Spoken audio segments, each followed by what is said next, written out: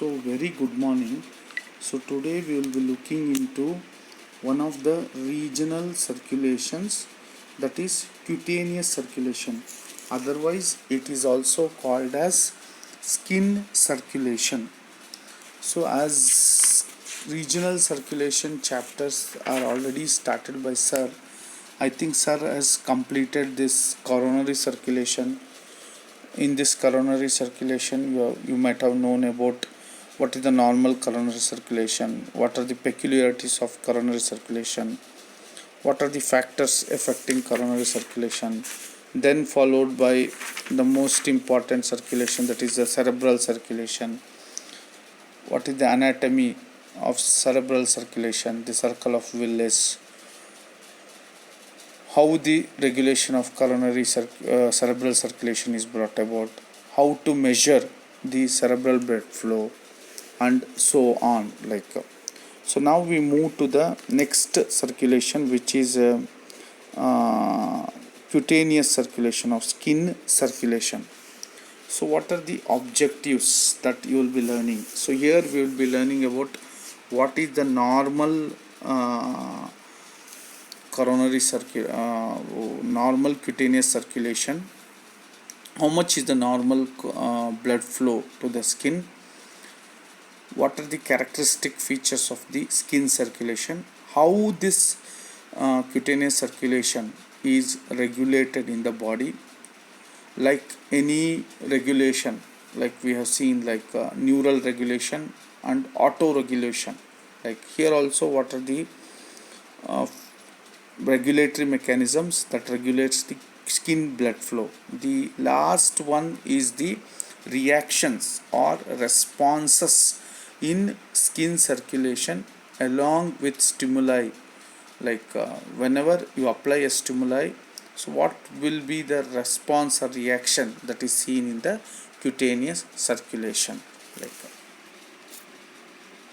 So this is the just an overview of the layer of the skin. You can see there is a epidermis, then followed by dermis, then subcutaneous tissue.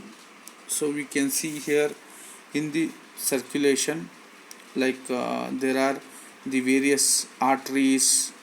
So after this artery, there is veins that are present. In between the arteries and the veins, there is a connection, what you call it as anastomosis, arteriovenous anastomosis, and the vein we call it as subcutaneous plexus. And again they form these veins, again they connect to an artery, and from the artery the capillaries are there that supplies to the epidermis. So here this is the organization of the cutaneous circulation. So there will be arterioles, meta-arterioles, U-shaped capillaries, then veins and venous plexus. So as we have seen the organization of the cutaneous blood vessels, so first thing is the arterioles. So arterioles are the dense network just underneath the dermis. After this arterioles, the next level is the meta-arterioles, which offers the high resistance to blood flow. So they conduct the resistance between the arterioles and the capillaries. After this meta-arterioles, then the capillaries, they provide the larger surface area which is meant for heat exchange. So cutaneous circulations are very important in the temperature regulation. Next is the venules. So they are the extensive subcapillary venous plexus, and they store the large amount of blood and maintains a very important structure in the regulation of body temperature. So after this venules, then the arteriovenous anastomosis, which are in the distal end of the extremities, especially hands, feet, nose, lips, earlobe. So they offer the low resistance and serves as a shunt in the maintenance of body temperature. So as I told earlier, so there is a huge connection between the body temperature and the skin circulation, so the very important, as you know, the skin, which weighs approximately 2 kg, in an adult male, the skin blood flow generally depends on the requirement for the maintenance of the body temperature mainly, and also the skin blood flow also depends upon the metabolic activity of skin itself. So there are two factors that governs uh, the skin blood flow. One is the requirement for the maintenance of body temperature. Number two is the metabolic activity of the skin itself. And we have seen this is the hierarchy or the anatomy of the cutaneous circulation. Arterioles, meta-arterioles, U-shaped capillaries, veins, venous plexus.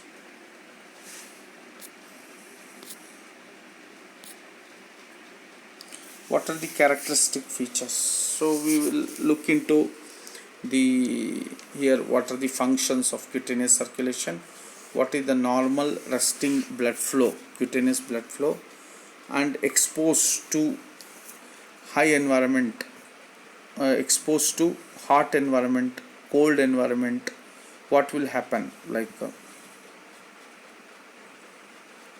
and regional variations in the skin blood flow and skin color. What is the main function of the cutaneous circulation? As I told, it's a very important requirement for the maintenance of body temperature. Number two, apart from that, it has got some nutritive functions.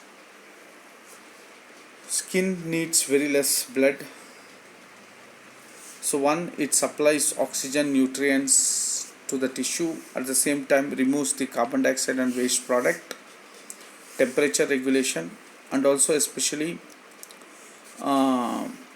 emergency state, there will be some change in the cutaneous circulation, especially either in the fight or flight response, especially seen during the sympathetic stimulation, and cutaneous vasoconstriction. This is also one of the function. As a result of this, the blood is diverted to the muscle, especially during muscular exercise. So what is the normal cutaneous blood flow? When a person is at thermal equilibrium with an environment around 27 degree centigrade, the normal blood flow is 10 to 15 ml per minute per 100 gram of skin tissue. So whereas if during exposure to cold, what will happen? The skin blood flow decreases to low as 1 ml per 100 gram per minute. Whereas if a person is exposed to heat or hot environment, the skin blood flow increases as high as 150 ml per 100 gram per minute. So as I already told, the one of the most important function of cutaneous circulation is involved in the regulation of body temperature. Exposure, which I already told, to cold, there will be minimal sweating, so the blood flow to the skin decreases to 1 ml per minute per 100 gram of tissue. Whereas a person exposed to hot environment, there will be maximum sweating and the flow increases, skin blood flow increases to 10 times, that is 100 to 150 ml per minute per by 100 gram of tissues. And the second variations or factors is the regional variation. So regional variation is mainly due to the arteriovenous anastomosis that is present uh, in some areas of hand, feet, nose and ear lobe during heat stress. Means whenever a person is exposed to hot environment, the arteriovenous anastomosis blood flow increases to normal. I told like 10 to 15, so it increases to 75 ml per minute plus 100 gram of tissues. So what is this regional difference in or variation? So normally the skin vessels are tonically under the influence of this sympathetic discharge. So this is true for skin as a whole, and it is not correct for a skin of hands and feet. So what will happen here is the vascular coat in especially in the hands, feet and earlobe shows numerous arteriovenous anastomosis, which are much less frequent in the skin of rest of the body. So these arteriovenous anastomosis are richly innervated by sympathetic vasoconstrictor activity and are closed. But when during heat stress, the hands and the feet skin blood flow increases, whereas the skin which has few or no arteriovenous anastomosis, the blood flow increases only by 25 to 30 ml per 100 ml per tissue. So what is the blood flow and the skin color? So basically it is due to the presence of the pigment which we call it as melanin. So but the color of the skin is mainly affected by the amount of the blood and the degree of oxygenation. What is the regulation of cutaneous blood flow? So skin generally is a very less metabolic activity. The oxygen consumption of the skin is 0.3 ml per minute per 100 gram of tissue. So the regulation is mainly by neural control than the metabolic control.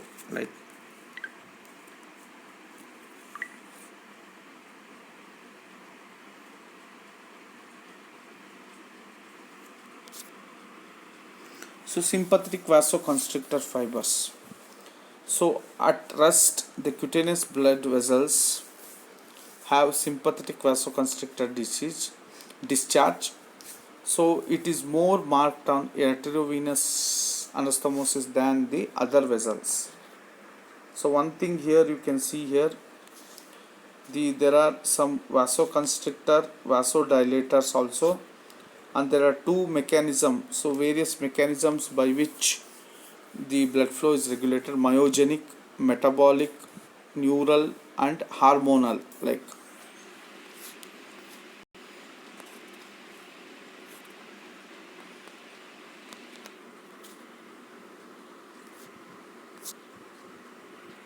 So apart from the sympathetic vasoconstrictor, there are also the parasympathetic vasodilator. They do not supply to cutaneous vessel. Here vasodilation due to decreased sympathetic effect and mainly due to the local release of bradykinin from the sweat gland and other local vasodilators. So what are the vasodilators?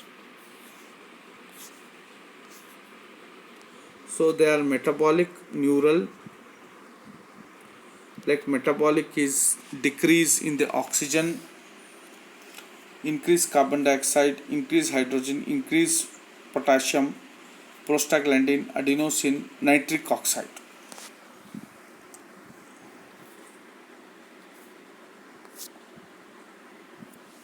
So neural control is mainly regulated by the hypothalamic control mechanism. Apart from this hypothalamus, the second important structure that is involved in the regulation is the baroreceptor mediated response, and the third one is the cortisol control mechanism.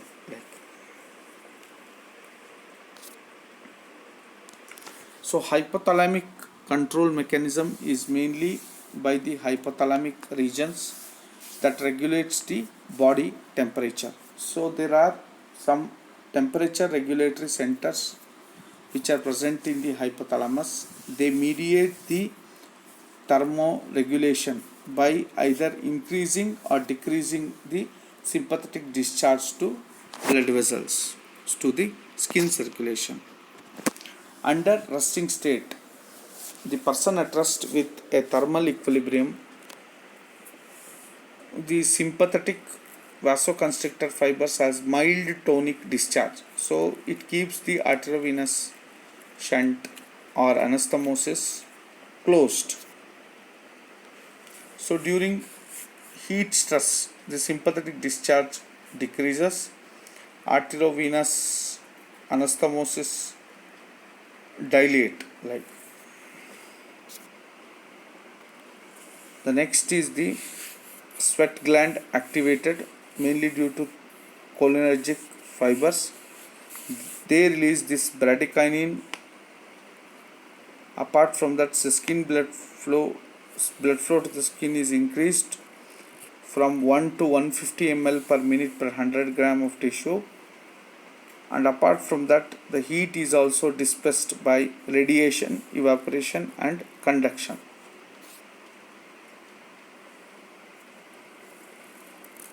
During the exposure to cold environment, so there will be increased sympathetic discharge, there will be vasoconstriction.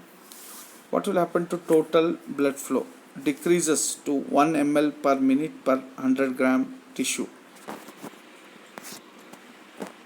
The next is the baroreceptor reflex. So this you have studied in the BP regulation. So during circulatory stress, for example exercise or hemorrhage, which stimulates the baroreceptor. Through the baroreceptor there will be vasoconstriction and also they do a compensatory mechanism to divert the blood. The last mechanism in the neural is the cortical control, means the role of cerebrum. It is mainly through cortico-hypothalamic pathway, through the cortico-hypothalamic centers, thoracolumbar sympathetic bodies and to the skin vessels. We will look at some phenomena like blanching of skin. It is mainly due to the fear or emotional that lead to vasoconstriction through the cortisol mechanism.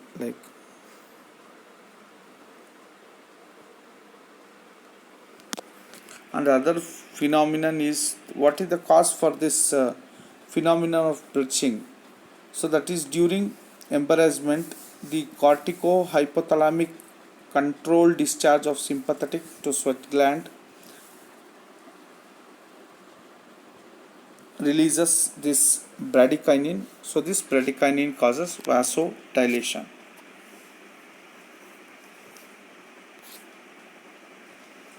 Then the last part of this today's lecture and the most important is the vascular response, the reaction and responses that is seen in cutaneous circulation along with the stimuli and the cause. There are various reactions.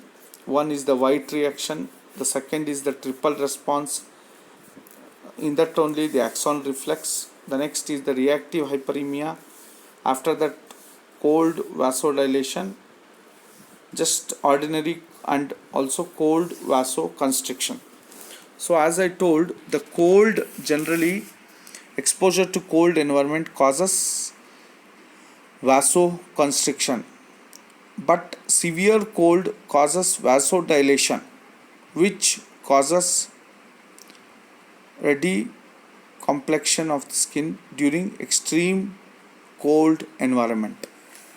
So there are various response: white reaction, triple response, reactive hyperemia, cold vasodilation, cold vasoconstriction.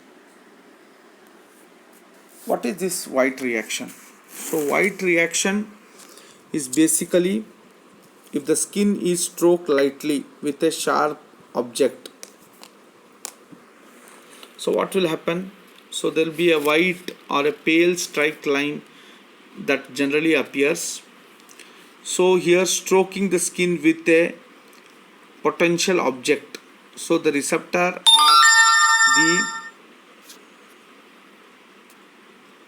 the pale stroke line. So what is the response? The pale stroke line, that is mainly due to the release of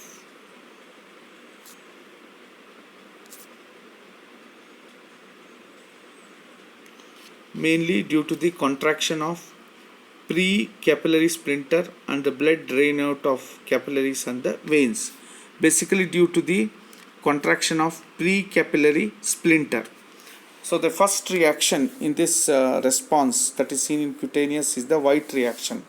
So here the stimuli for white reaction is generally this reaction is seen within 15 seconds of stroking the skin with a pointed object. The response is a pale stroke line. The cause is due to the contraction of pre-capillary splinters. The next is the triple response. So triple response is a firm stroke to the skin. When the skin stroke becomes more strong, if it is a light, it's a white reaction. Next, if the same stroke is made more firmly, strongly with pointed object, so there will be a 3 response: red reaction, flare and the wheal. The first is the red reaction. So this is the thing. Red reaction, they appear within 10 seconds. So there will be a red line that is seen. The cause is dilatation of pre-capillary splinter. No neural control. There may be local release of bradykinin. After this red, it is the flare. So which is seen after a few minutes. It appears as a diffusely spreading irregular outline of redness, like so that is what we call it as flare response. What is the here for flare? There is a neural control. The last is the wheal, which is the last to come. Wheal, which the stimuli is the swelling and the localized edema. What is the cause? Increased capillary permeability with extravasation of fluid. So what is the cause for this wheal? It's mainly due to the release of histamine and histamine like substance from the mast cell. So this is a very important thing you need to know about this triple response. When skin is stroked more firmly with a pointed object. So 3 parts response are seen. The plain, the first one is the red reaction, the second is the flare, the third is the wheal. So this is very important from exam point of view. The next response that is seen is the axon reflex. So axon reflex, here a response elicited by peripheral nerve stimulation attributed to the impulse traveling proximally from the stimulation site along the motor axon, and as a result of this it will encounter a branching point and then pass distally down the other branch to activate the local arterioles. So as a result there will be vasodilation and the muscle will cause contraction. The last is the dermatographia. Here triple striking triple response that occurs as an unusual reaction. Nothing drawn on the skin causes. Basically, this is due to the excess release of histamine. So you can see here active hyperemia, reactive hyperemia, two things. Active hyperemia, basically there will be increased tissue metabolism. This increases the release of metabolic vasodilator in ECF. So dilatation of arterioles, this will cause decrease in the vascular resistance, and there will be increase in the blood flow, the oxygen and nutrients supplied to the tissue as long as metabolic is increased. The second is the reactive hyperemia. This is due to decreased blood flow due to occlusion. So there will be metabolic vasodilators accumulate in the ECF. So as a result of dilatation of arterioles, but occlusion prevents the blood flow. Removing the occlusion, the resistance decreases and blood flow increases. As vasodilators wash away, arterioles constrict and the blood flow return to normal. The last is the reactive hyperemia, the phenomena by which the vessel control blood flow to the organ after ischemia due to any cause. So basically it's a local hypoxia causes the arterioles pericapillary splinter. So blood flow exceeds than the occlusion that is removed. Like the last is the cold vasodilation. Exposure to cold, there will be cutaneous vasoconstriction due to hypothalamic mechanism, but prolonged and severe, what will happen? Vasoconstriction, what the patient will suffer from is the frost bite.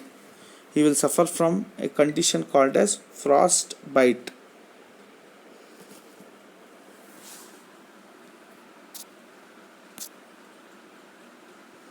So this is the responses. Severe cold, skin temperature decreasing, so it releases histamine and other polypeptide that causes release of plasmacinin. Then it excites the sensory terminal via the axon reflex, and as a result there will be vasodilation, mainly the arteriovenous anastomosis, and then there will be cold vasodilation.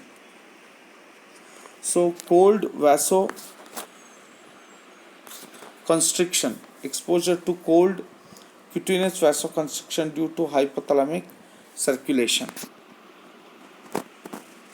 Exposure to cold, there will be vasoconstriction via the hypothalamic mechanism. The decreased nutrient supply, decreased metabolic rate. Unlike in muscle, the accumulation of local metabolites not able to cause vasodilation. So there will be maximum vasoconstrictor discharges. As a result, the resistance to blood flow increases, and sometimes there can be a cutaneous ischemia lead to French foot. So this finishes the cutaneous circulation. Here the most important from exam point of view is the responses and reaction in cutaneous circulation along with stimuli and cause.